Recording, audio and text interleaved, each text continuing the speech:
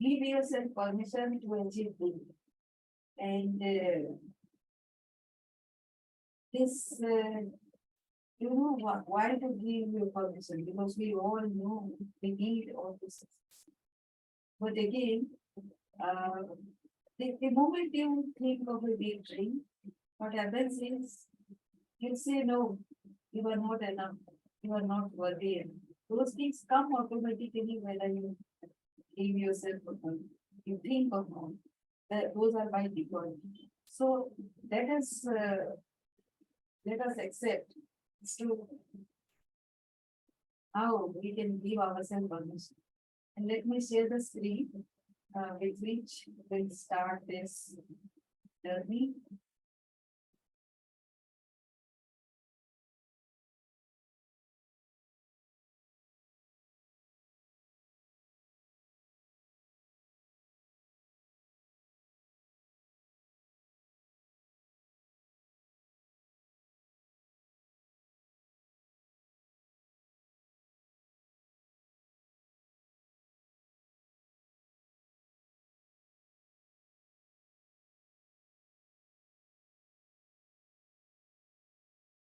Are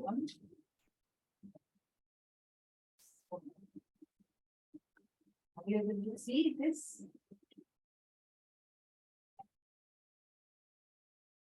So I was also attending a session wherein there is a left brain questions and there is a right brain questions. So those questions we'll deal with later. Let us first start with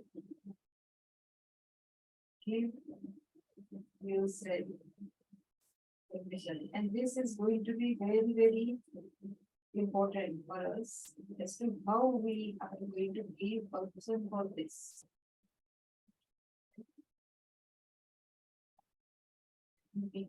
Side of this. Here.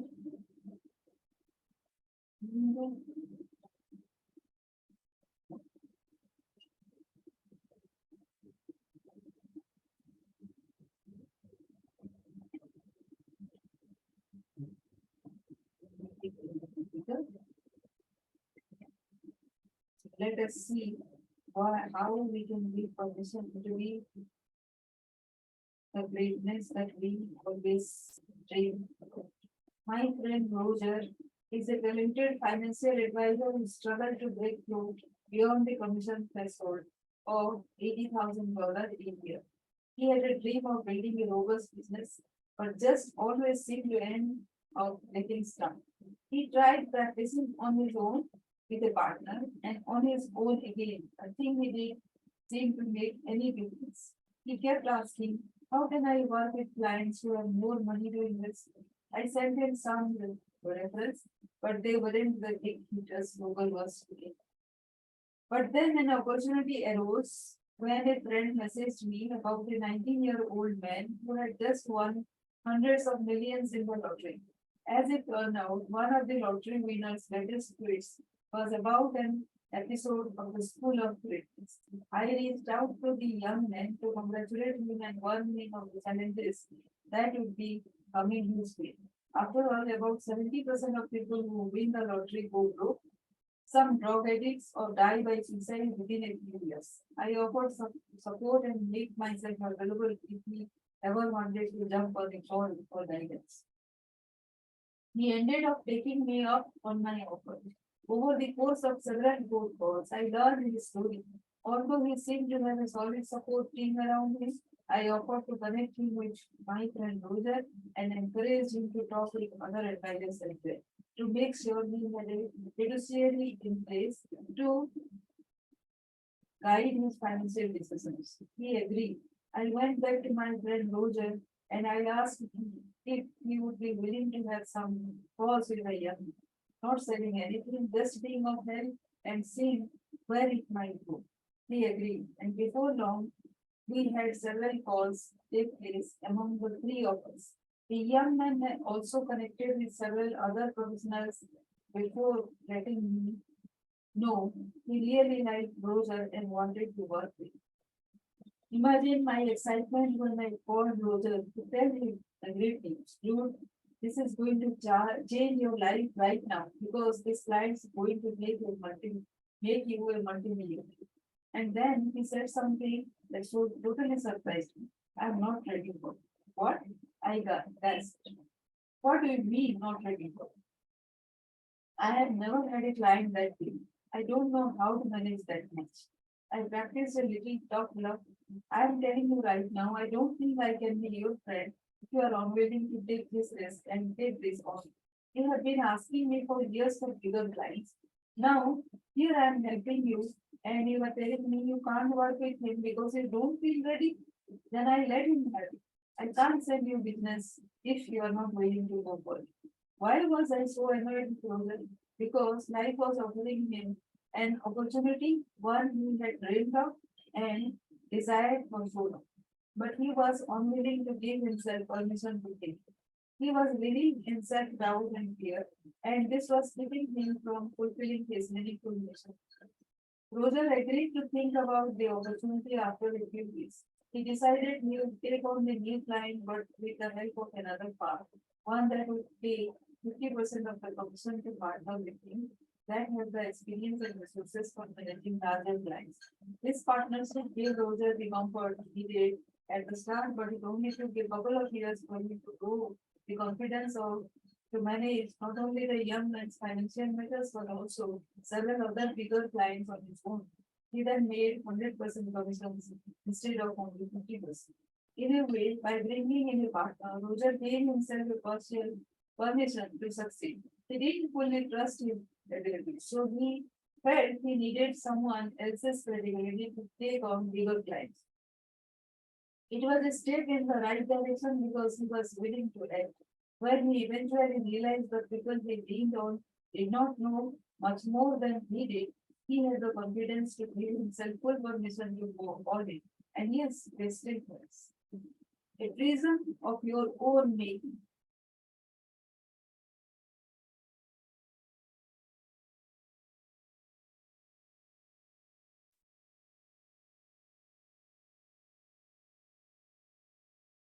So here I am writing this. Look out for the reason. Do you think you are not yet capable?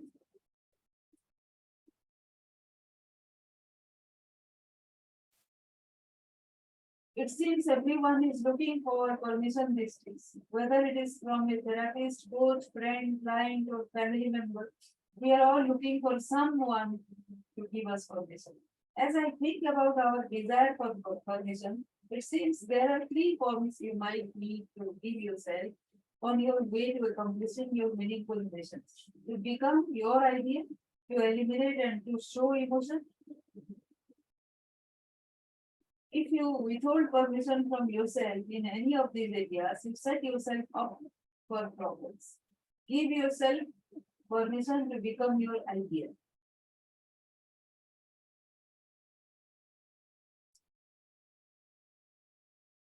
The result of not permitting yourself to become your ideal is jealousy and insecurity. I love how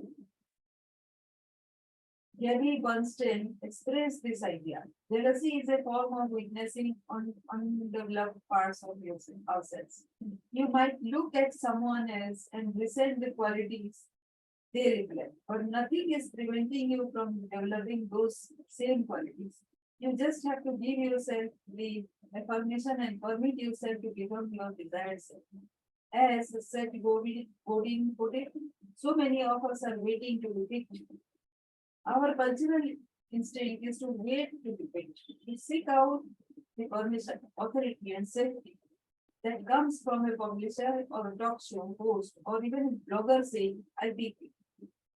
Once you reject the impulse and realize that no one is going to select you, that Prince Charming has chosen another course, then you can actually get to it. Once you understand that there are problems just waiting to be solved, once you realize that you have all the tools and all permission you need, then the opportunities to contribute about. Most of all, when you open down, confront the result, and seek your best work. You are becoming the artist that you are capable of becoming. No one is going to pick yourself. No one is going to pick you. Pick yourself. Our hesitancy to give ourselves permission to succeed is born out of fear, not from our greatness mindset in pursuit of our meaningful mission. Give yourself permission to say no. Say no. When it comes to eliminating things from our all too cluttered lives, a lot of people struggle with saying no because they feel they need affirmation from others. It goes back to the identity issue. Are you letting other people's expectation define who you are? You don't practice giving yourself permission to eliminate tasks. You risk getting distracted with all the tasks others ask of you. Successful people say no to something so that they can give a fully committed yes to other things. My friend Rory Beden is an expert on productivity. As the author of Procrastinate on Purpose, Rory has developed an entire system for thinking about using time effectively. As he puts it, when you have diluted focus, you get diluted results. In other words, the more you try to accomplish to gain others' approval, the less you actually get done as time gets away from you. You have to give yourself permission to eliminate things from your to-do list and from your life so you can focus on what is most important to you. Give yourself permission to show emotions.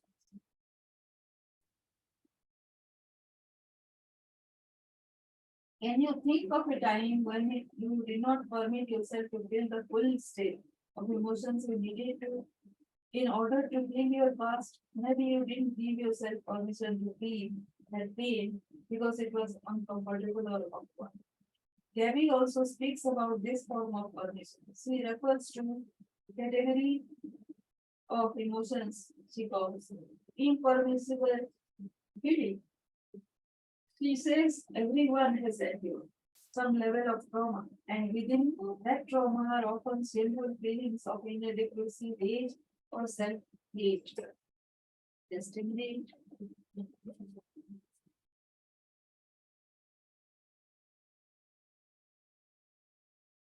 People may avoid these feelings because it is the only way they know to protect themselves from past wounds. But those coping mechanisms are often unsustainable. They can lead to all sorts of coping behaviors or addictions that only hold you back from greatness. You have to allow for entry into those memories and permit yourself to feel emotions if you want to come out on the other side of it. You are in charge of it.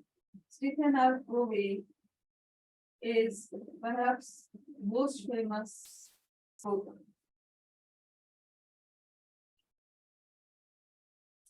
You are in charge of you. Read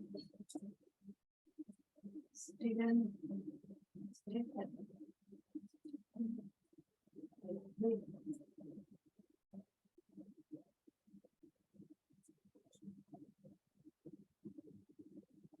Habit one is proactive, but I like the children version that his son created even better for its simplicity. You are in charge of it. That simple expression, if internalized, can help you avoid the permission pitfalls we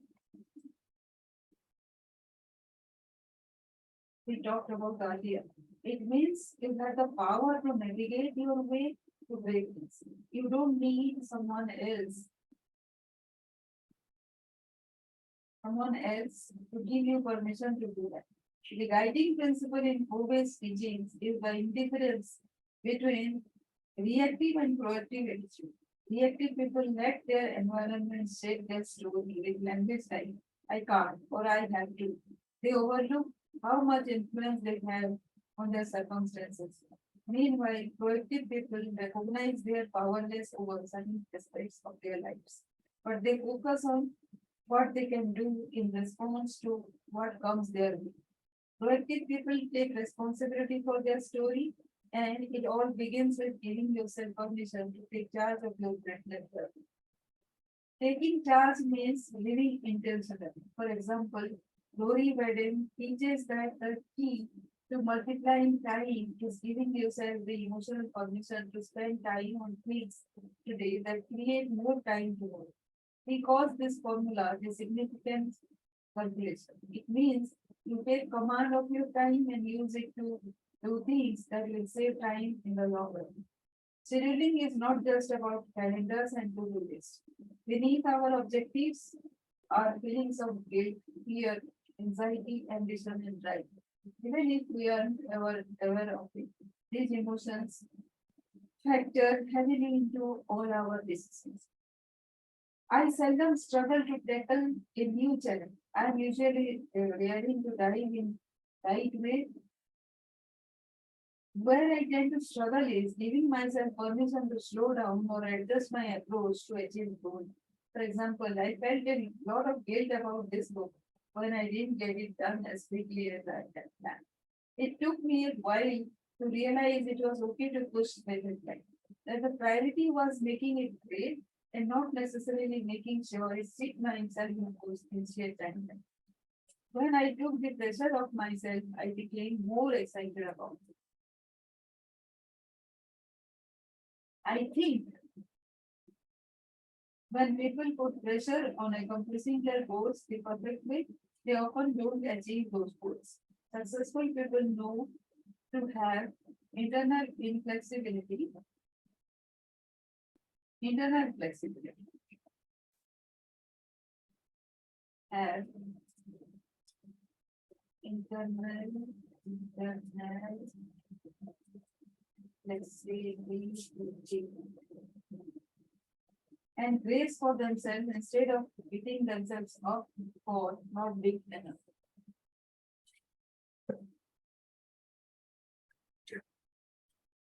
Above all, you need to know to give yourself permission to step back, step aside, or take whatever steps you need to in your journey to greatness.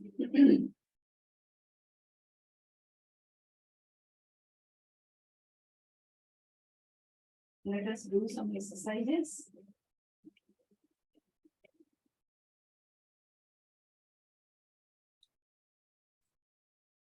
Okay. Matter of life or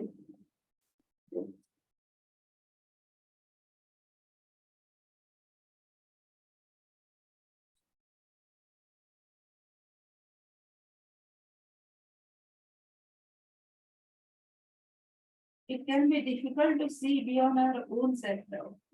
It might even feel like we are being responsible or realistic when we discourage ourselves from big dreams.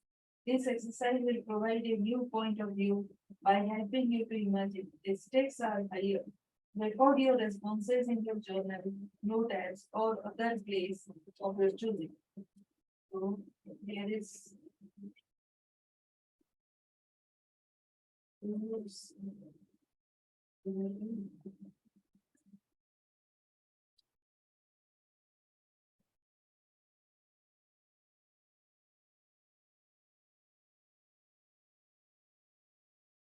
think of a goal you have been wanting to accomplish, you have not made progress toward, and write it down. Raise the stakes. Imagine you live in a society where the most productive people are allowed to live. Each year, a tribunal assesses each person's accomplishments and decides their fate. Now it is your turn to be assessed. They look at your list of achievements and perceive you have failed to accomplish the main goal you set for yourself. Someone steps forward to take you away. You break out in a cold sweat, fall to your knees, and beg them for another chance. After a few tense moments, they agree to give you one final year to make it happen. But you have to submit a convincing plan for how you will do it. Make it happen.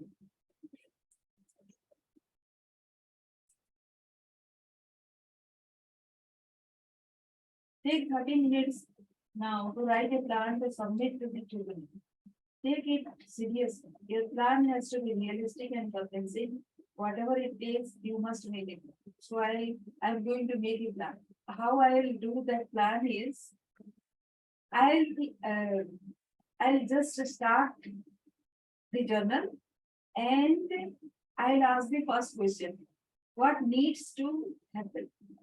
And after that, I'll write down the random thoughts that come. And I'll start from there. And it will surely go on and on and on because each time I write a big thing, my mind will say that this will not happen. And when I will see that one and I'll allow it to keep telling, but again, I will not shrink my the real price.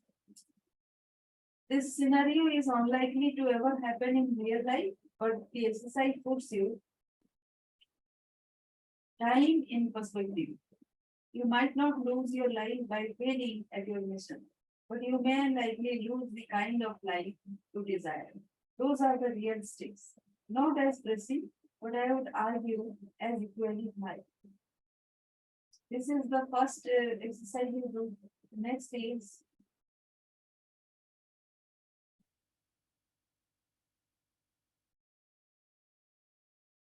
run yourself.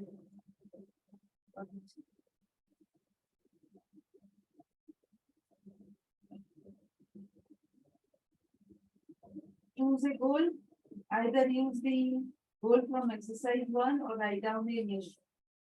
So, and the next is identity criticisms. When you think about chasing after the goal, you name what doubts arise. Using the outline below, write the self-criticism preventing you from working towards your goal.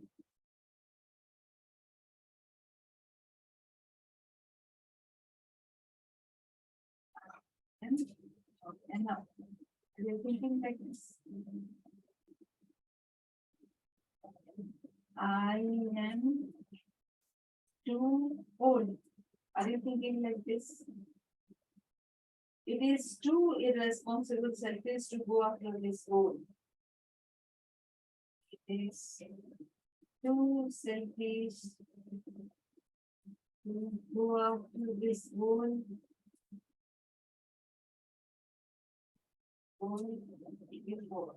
I don't have anything, but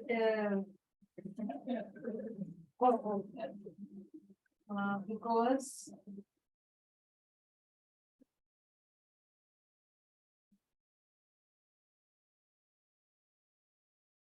it gives me an open hand.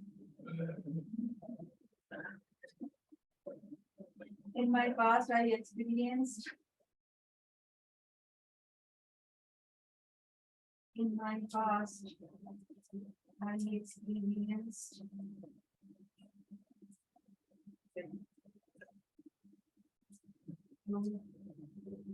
convert money drinks.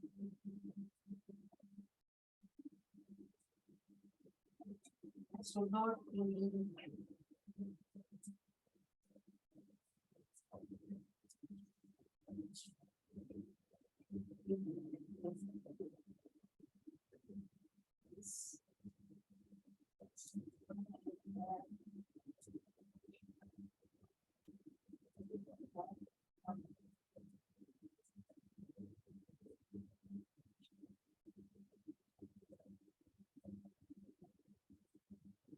Step three is craft permission statements.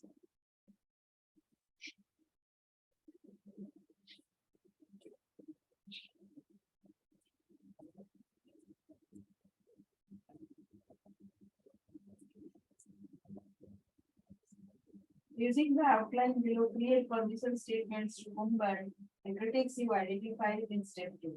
I give permission to control,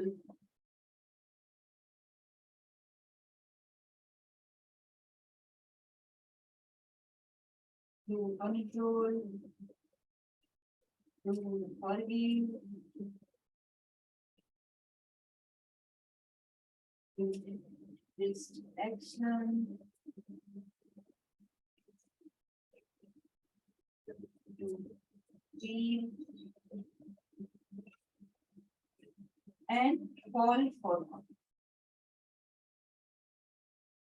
We all have self-doubt. We all lack certain skills or traits. I wasn't professional runner, but I ran a marathon. I wasn't trained to be an interviewer, but I created a podcast. I almost failed out of English class in high school, but I am now a New York Times best-selling author. You have to be able to say, that is true, I'm not those things, but I give myself permission to do this anyway. Maybe you fall, but you fall forward, and that is still progressing. Own your mission, just like we have